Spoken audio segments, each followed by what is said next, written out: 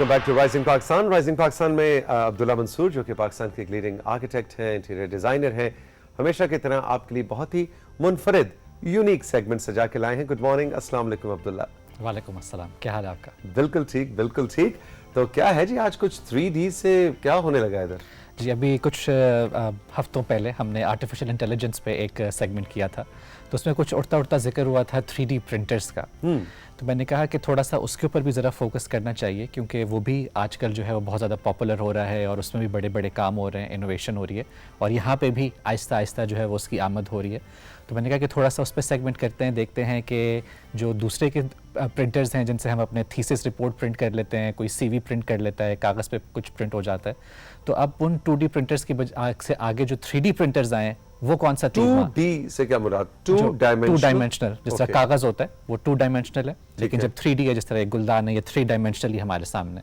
Okay okay, तो यानी ये सिर्फ एक ऐसे आंख की नजर को उसकी साइड्स भी नजर आ रही हैं, उसका कर्व भी नजर आ रहा है, हर डायमेंशन, हर रुख उसका 3 रुखा, बिल्कुल ऐसा ही है। ओके। तो उसके बारे में थोड़ा सा देखेंगे कि उसके अंदर जो है और आर्किटेक्चर में आपस में किस तरह का जो है वो कोलैबोरेशन हो रही है, किस तरह का काम हो रहा है। चलिए जनाब, ये 3D का 3 डायमेंशनल मैजिक आर्किटेक्चर का आपके लिए स्क्रीन पे आवेजा करते हैं जी कंट्रोल रूम। तो सबसे पहले तो हम देखते हैं कि जो 3D प्रिंटर्स हैं वो होते किस तरह के। ठीक है। तो जिस तरह कागज़ वाले जो प्रिंटर्स हैं, जो आम प्रिंटर्स होते हैं, उसमें तो कागज़ चला जाता है और कागज़ से प्रिंट होके आ जाता है। बिल्कुल ठीक। लेकिन इसमें आप देख सकते हैं कि जो हमारे उल्टे साइड पे, उल्टे हैंड पे जो इमेज है, उसमें आप देख सकते हैं कि किस तरीके से वो एक छोटी सी ट्रे है।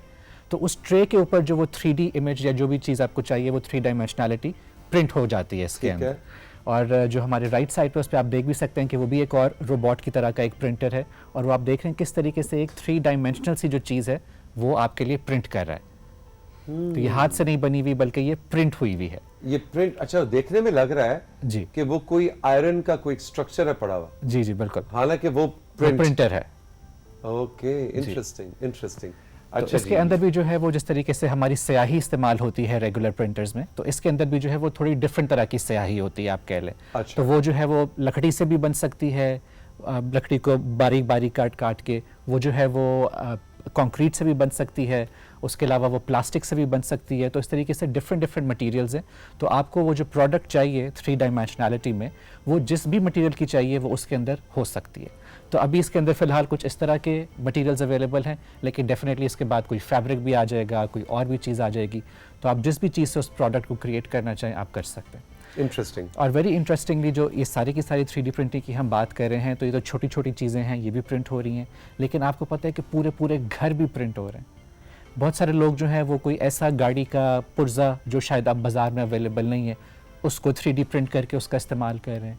जूते 3D प्रिंट हो रहे हैं। एक सेकेंड, मेरे कुछ मुझे ऐसे गश से पड़ रहे हैं ये सुन के कि वो जूता प्रिंट, वो जूता पहना भी जा सकता है? वो पहना भी जा सकता है, वो इस्तेमाल होता है क्योंकि वो 3 डायमेंशनल होता है। जिस तरह अगर मैं ये गुलदान 3D प्रिंट करूं तो मैं इसके अंदर पौधे लगाना चाहूं, मैं वो भी लगा सकता हूं। लेकिन वो बना हुआ किस चीज का होगा? वो आप बता रहे थे कि लकड़ी है या प्लास्टिक? बिल्कुल ऐसा है। तो वो डिफरेंट फिलामेंट्स मिलते हैं, वो उसके अंदर प्रिंटर के अंदर आप डालते हैं, तो उससे जो है हो सकता है उसके अंदर जो है वो कंक्रीट का फिलामेंट डलता है या कंक्रीट की स्याही डलती है और वो उसके थ्रू बन जाता है। अनबिलीवेबल। और मुझे ऐसा लग रहा है मैं 2023-24 में नहीं, मैं कोई 50 में, हाँ 2000 भी नहीं बल्कि 3023-24 में। बिल्कुल ऐसा ही है। और इसमें मेडिसिन में भी बहुत सारा काम हो रहा है, और हो रहा है कि शायद इंसान के जो दिल है, किडनीज है, वो भी शायद किसी न किसी दिन 3D प्रिंट हो सके और दिल लग जाए। दिल लग जाए, यानी आपने किसी को दिल पूरा दिया, इंसान जो है वो 3D प्रिंट हो जाए। आपने किसी को दिल दिया और उसने दिल तोड़ दिया, तो आप नया 3D प्रिंट करा के लगा। ब्रेकअप्स का तो ये तो उदास गाने जो गाते हैं सारे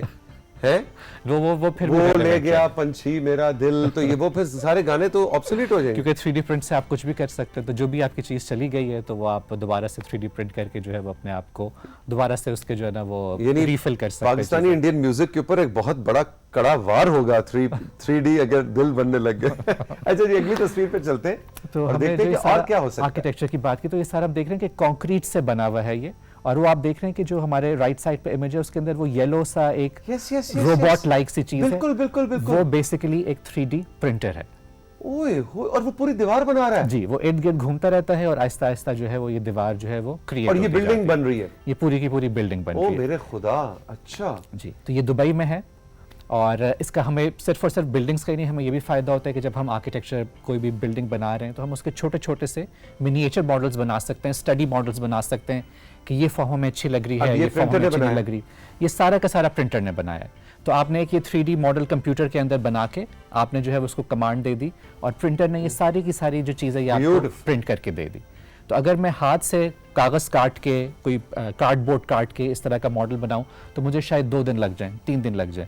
लेकिन ये जो मेरा सारा का सारा काम है जो 3D प्रिंट मुझे करके देगा, ये आधे घंटे में 10 मिनट में सारी की सारी चीज़ मेरे सामने आ जाए। राइजिंग पाकिस्तान का पूरा सेट, जी, हमें कोई कारपेंटर्स की, कोई उसके सेट डिजाइनर्स की, डिजाइनर की शायद जरूरत होगी, डिजाइनर की डेफिनेटली, लेकिन उसके बाद आप एक प्रिंटर लाएं जी और उसको आप 3 घंटे के लिए स्टूडियो में छोड़ दें, वो पूरा सेट बना के चला जाएगा। बिल्कुल बिल्कुल ऐसा ही है। वाकई जी, तो उसका जो ऑपरेट करना होता है वो डेफिनेटली कोई ह्यूमन उससे ऑपरेट कर रहा होता है और शायद थोड़ा बहुत उसको गाइड करना हो। जिस तरह उसने एक कमरा प्रिंट कर लिया, फिर आपको जो है वो उसे मूव करके किसी दूसरी जगह पे लेके जाना है, वहाँ पे सेटअप करना है ताकि वो बाकी की बिल्डिंग को कंटिन्यू करे। तो सिर्फ इतना जो है वो ह्यूमन कांटेक्ट है उसके साथ। अदरवाइज जो है जैसा कारपेंटर है वो आरी से चीज़ें काट रहा है, एक कीलें ठोक रहा है, वो सारा का सारे जो चीज़ें ना वो बीच में से एलिमिनेट। और उसको ओवर टाइम भी नहीं देना पड़ता। ओवर टाइम भी देना पड़ा और जो आपका टाइम है वो एकदम से इतना ज़्यादा श्रिंक हो गया। तो मिसाल के तौर पे अगर एक घर है और वो बजाय इसके कि 1 साल में बने वो 24 घंटे में बन जाए, तो आप उसके देखें कितने सारे एडवांटेजेस हैं। कुछ सैलाब आते हैं, कहीं पे अर्थक्वेक्स होते हैं, खुदा न खास्ता कहीं पे सारी की सारी जो घर हैं वो तबाह हो जाते हैं। तो बजाय इसके कि हम बहुत सारे पैसे खर्च करें और उनके नए नए घर बनाएं जिसमें बहुत सारा टाइम भी लगे, मैन पावर भी लगे, तो हम 3D प्रिंटर्स इस्तेमाल करके जो है वो फास्ट पेस पे उनकी जो अकोमोडेशन, एक हफ्ते के अंदर अंदर हम सारी की सारी आबादियाँ जो है वो बन सकती हैं। ये वैसे वाकई तकरीबन 100 साल के बाद मुझे होता हुआ नजर आ रहा है अब्दुल्ला। मेरे ख्याल से उससे बहुत पहले हो जाएगा, उससे पहले हो जाएगा जी, क्योंकि अभी हम कुछ ऐसे एग्जांपल्स देखेंगे जिनको आप यकीन नहीं करेंगे कि वो इंसान ने बनाए हुए हैं घर या 3D प्रिंटर ने बनाए हुए। रियली तो ये हम एक घर देख रहे हैं, ये जो मैंने आपसे प्रिंटर की बात की तो उसमें आप देख सकते हैं कि वो जो लेफ्ट साइड पर इमेज नजर आ रहा है कि वो नोजल सा है और उसमें से जो है ना वो कंक्रीट आहिस्ता आहिस्ता निकल रही है। जिस तरह केक नहीं होता, केक के ऊपर डिजाइन बनाने के लिए हम वो आइसिंग लगाते हैं, बिल्कुल उस तरीके से ये कौन मेहंदी जैसे मेहंदी लगाई जाती है। और जब ये घर सारा का सारा बन गया, जो हमें राइट साइड इमेज पे भी आप देख सकते हैं कि अभी ये प्रोसेस में, और जब ये बन गया तो वो हम नेक्स्ट वाले इमेज में देखते हैं कि क्या चीज बनी। ये घर प्रिंटर ने बनाया है। ये इस घर जो है वो प्रिंटर ने बनाया है। अनबिलीवेबल। जी, तो सारी की सारी दीवारें जो है वो प्रिंटर ने बनाई है, लेकिन फिर डेफिनेटली क्योंकि इसमें जो है वो वुड का भी इस्तेमाल हुआ है छत पे और मेटल का भी हुआ है, तो वो भी फैक्ट्री में बनी और यहाँ पे आके असेंबल हो गई। ब्यूटीफुल। और इसके अंदर लोग रह रहे हैं। तो ये 2000 स्क्वायर फुट इसकी जगह है जो कि एक बहुत अच्छे बड़े घर की होती है। और इसमें हम देख सकते हैं कि वो हमने नोजल की बात की थी कि प्रिंटर से वो आहिस्ता आहिस्ता चीजें निकलती हैं, तो दीवारों में वो आपको चीज नजर भी आ रही है। बिल्कुल बिल्कुल बिल्कुल। तो वो एक टेक्सचर भी क्रिएट हो गया और ये जो लोग हैं वो उसके अंदर रह रहे हैं, तो वो इसको रेंट करते हैं। तो लोग सिर्फ एक्सपीरियंस के लिए कि 3D प्रिंटेड घर में रहने के लिए उसके काफी ज्यादा पैसे भी देते हैं। इंटरेस्टिंग। पाकिस्तान में भी ये तजुर्बा शुरू नहीं हुआ? पाकिस्तान में जो हमने पहले अभी चीज़ देखी कि हम जो छोटे मॉडल्स बना रहे हैं आर्किटेक्ट्स वगैरह, वो स्टार्ट हो गया। ये एक और प्रोजेक्ट है जो हमने पहले इमेज देखा वो हमने अमेरिका का देखा, ये जो है वो यूरोप वाली साइड पे हो रहा है कि ये भी जो सारा का कोई राज मजदूर नहीं लगे जी, कोई ईंटें मतलब कोई हाँ ईंट पावर नहीं लगी। ईंट है, ईंट को पहले आपने पानी देना है, उसको तर करना है, फिर आपने कोई सीमेंट लगाना है, सैंड मिक्स करनी है उसके अंदर, फिर जब सब कुछ हो जाए प्लास्टर करना है, वो सारी की सारी चीजें कुछ भी नहीं। ये कंप्यूटर आया उसने पूरा घर बना पूरा का पूरा कर दिया। अब आप ये सीढ़ियां देख लें किस तरीके से सीढ़ियां ऊपर जा रही हैं। तो ये 2 स्टोरी का 2 मंजिला घर है ये, और ये सारा का सारा जो है वो 3D प्रिंटर से बना हुआ। उसी के अंदर ये किचन है, तो किचन आपने कम बाहर बन गया, फैक्ट्री में बन गया और यहाँ पे आके वो सिर्फ इंस्टॉल हो गया। अब्दुल्ला को सीन ऑन करो यार, मेरा घर बनाओ इससे। सीरियसली बिल्कुल वो दिन दूर नहीं कि जब यहाँ पे भी वो सारी की सारी चीजें जो है अवेलेबल होंगी। मैं तो जरूर चाहूंगा कि कंप्यूटर भाई से कह के घर बनवाऊं जी, और बहुत ही यूनिक एक्सपीरियंस होगा। डेफिनेटली बहुत यूनिक एक्सपीरियंस होगा। और आई थिंक अभी तो ये सिर्फ एक स्टार्ट है, अभी जो है वो ये सिर्फ एक बिगिनिंग है। जब आहिस्ता आहिस्ता जो इसकी स्याही की मैंने बात की, फिलामेंट्स की बात की, उसके अंदर भी बहुत सारी वैरायटी आती जाएगी। तो हो सकता है कि जो खिड़कियाँ और किचन, ये जो हम पहले कहते हैं कि जी फैक्ट्री में बन जाएगा और यहाँ पे आके इंस्टॉल हो जाएगा, क्या पता ये भी सारी की सारी चीज़ें जो है वो उसी प्रिंटर के थ्रू बनना शुरू हो जाए। Beautiful beautiful beautiful. और कोई तस्वीरें हैं? आई थिंक एक लास्ट इमेज है, एक लास्ट इमेज है। और ये भी एक और एग्जांपल है कि ये भी एक 1 स्टोरी घर है, लेकिन ये पूरा का पूरा जो है ये 3D प्रिंटर से बना हुआ है और इसमें लोग रह रहे हैं। इसमें लोग रह रहे हैं। जो पिछला हमने देखा उसमें हमने देखा कि जी छत जो है वो बाहर बनी है फैक्ट्री में और यहाँ पे आके हुई है, लेकिन इसमें आप देख सकते हैं दीवारें, छत, सब कुछ जो है वो 3D प्रिंटर ने आपके लिए तैयार करके रखा हुआ है। भाई मजा आ गया, मजा आ गया, मजा आ गया। आप हमारे व्हाट्सएप नंबर पे जरूर बताइए कि आप क्या 3D प्रिंटर के बनाए हुए घर में रहना चाहेंगे कि नहीं। कि नहीं, और अगर चाहेंगे तो वो कैसा हो, और अब्दुल्ला भाई को मशवरा दें कि कैसे इस काम को आगे बढ़ा सकते हैं, अपने काम को। नहीं जी जी, डेफिनेटली बिल्कुल बढ़ा सकते हैं। और मेरे ख्याल से जब हम वो जो आर्टिफिशियल इंटेलिजेंस वाला हमारा सेगमेंट था और ये वाला जो सेगमेंट था, हम उस सारे के सारे उसमें यही गुफ्तगू कर रहे थे कि ये कंप्यूटर ने हमें जनरेट तो करके दे दिए इमेजेस, लेकिन ये बनेंगे किस तरह। तो फिर मैंने उसी वक्त कहा था कि 3D प्रिंटर इसका जवाब है, और आज हमने देख भी लिया कि उस पर ऑलरेडी काम शुरू हो चुका है। मजेदार मजेदार सेगमेंट। अब हम बढ़ेंगे आपके कुछ सोशल मीडिया मैसेजेस की जानिब। खुर्रम अहमद ने हमें सोदरान डैम यूनियन काउंसिल आदि गांव तहसील नगर पार्कर से याद किया है। और खुर्रम, आपने हमें जनाब 3 तस्वीर भिजवाई हैं। वाह जी वाह, ब्यूटीफुल, बड़ा आर्टिस्टिक काम है। जो आपकी तस्वीर है, ये कोई डैम लग रहा है मुझे, है ना जी? बिल्कुल जी बिल्कुल। अच्छा, ये जो सोदरान डैम से उन्होंने कहा सोदरान डैम की तस्वीर में भेज रहा हूं। हाँ, नगर पार्कर से इन्होंने भेजी।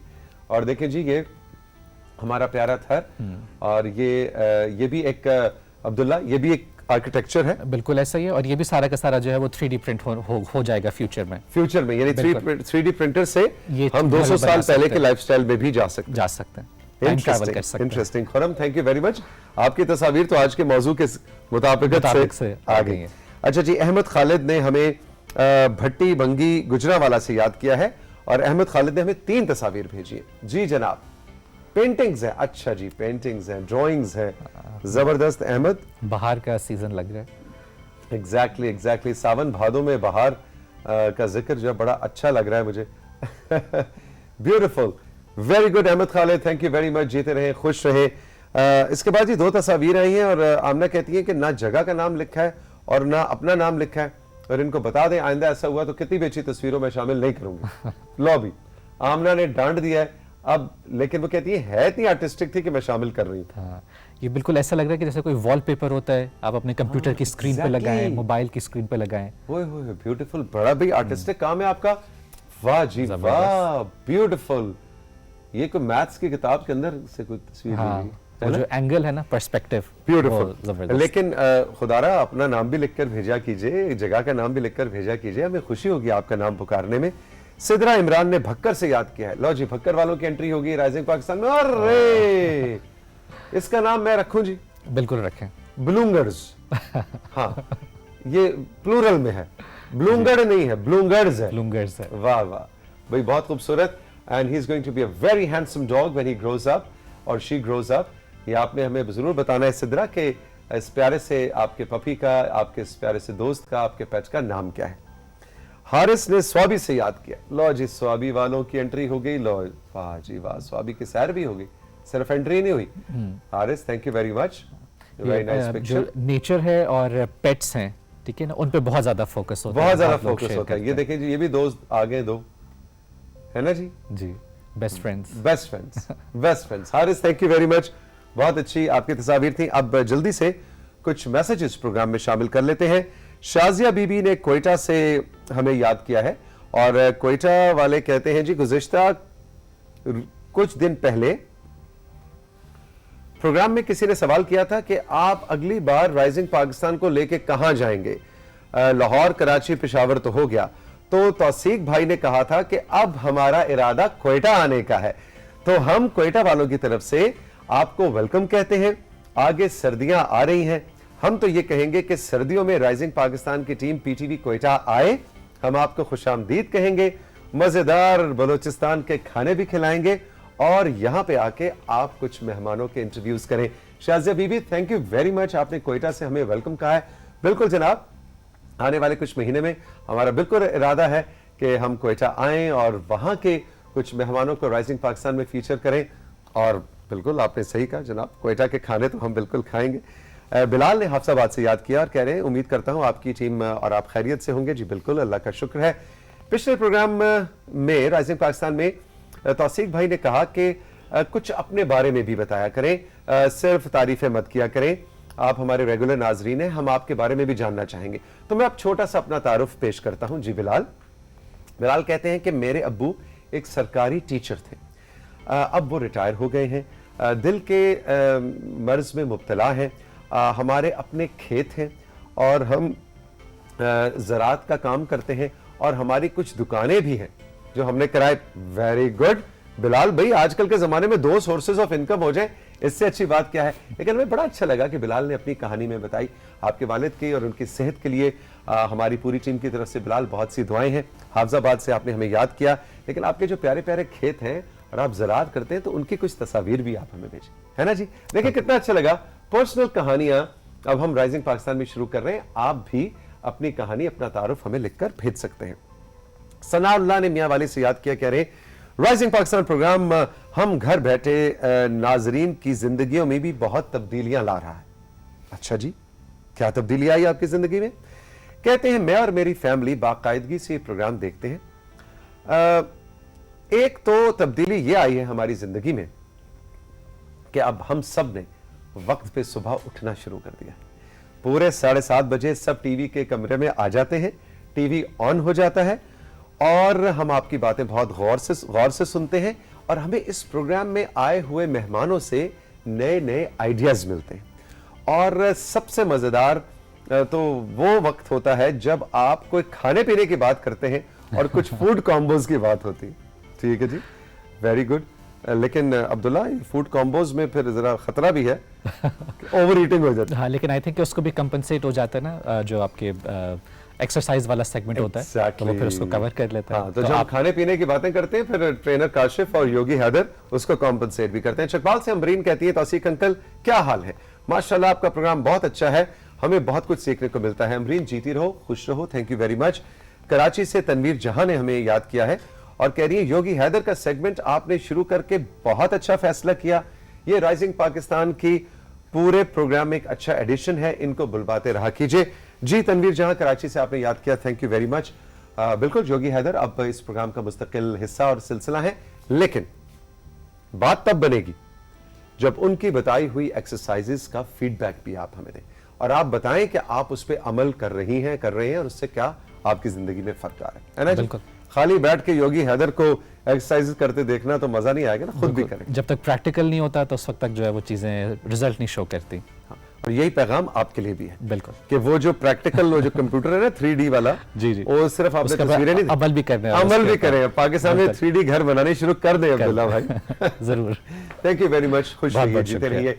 हम राइजिंग पाकिस्तान में साथियों चल के लेंगे एक छोटा सा ब्रेक और ब्रेक के बाद जब वापस आएंगे तो एक बहुत ही दिलचस्प मेहमान से आपकी मुलाकात करवानी है। नाम इनका है अली उस्मान बाजवा, लाहौर से तशरीफ लाए हैं। पंजाबी अदब के पंजाबी के अदीब हैं और पाकिस्तान की जो मादरी ज़बानें हैं उनकी तरवीज के लिए, उनको ओन करने के लिए, उस पर ज़्यादा से ज़्यादा काम करने के लिए इनका एक ख्वाब है जिस पे ये और इनकी टीम काम करते हैं। इनसे आपकी मुलाकात होगी, बहुत दिलचस्प मेहमान है, मज़ा आएगा आपको।